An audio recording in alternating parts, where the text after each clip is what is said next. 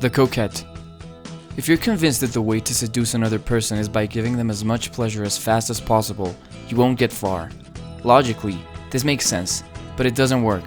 Coquettes understand that pleasure is of no value if we experience it all the time.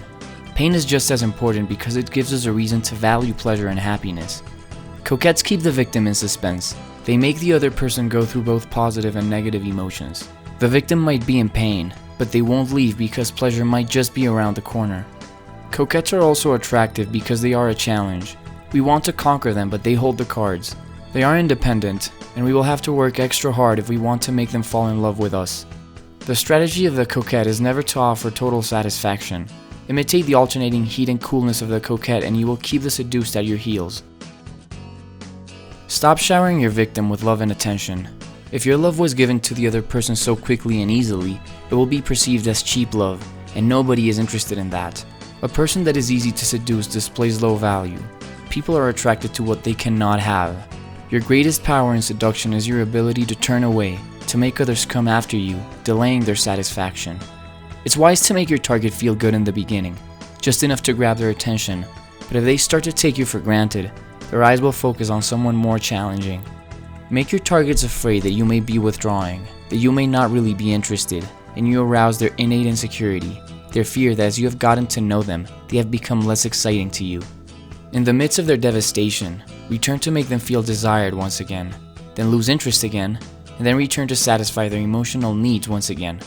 Keep doing this, and your victim will become addicted to you. As a coquette, you have to learn to draw people in instead of chasing after them. Be confident and detached, and people will chase after you. They will want to possess you because you have positioned yourself as a person of value. If you radiate confidence, people will sense this and you will attract them. If you're insecure, people will also be able to sense this and they will be repelled.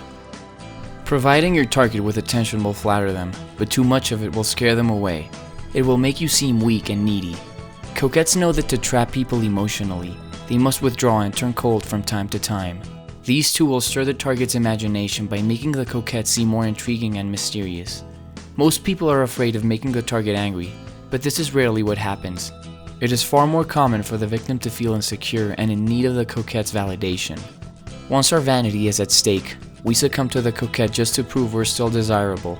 The essence of the coquette lies not in the tease and temptation, but in the subsequent step back, the emotional withdrawal. That is the key to enslaving desire. One of the most important characteristics of the coquette is independence. Their independence makes them a trophy. The person who can seduce the coquette and make him or her dependent will feel worthy for having accomplished what few could. Be independent and you will see how your victims become dependent on you. Another important characteristic of the coquette is self-esteem. Your attitude towards yourself is read by the other person in subtle and unconscious ways. A person with low self-esteem repels people because he is in need of someone who makes him feel worthy. He wants to take, and his selfishness can be sensed by the people around him. A person with high self-esteem is more loving towards the rest of the world and wants to give. Thus the reason why people with high self-esteem are so magnetic. The less you seem to need other people, the more likely others will be drawn to you. So, what are coquettes not? Coquettes are not jealous.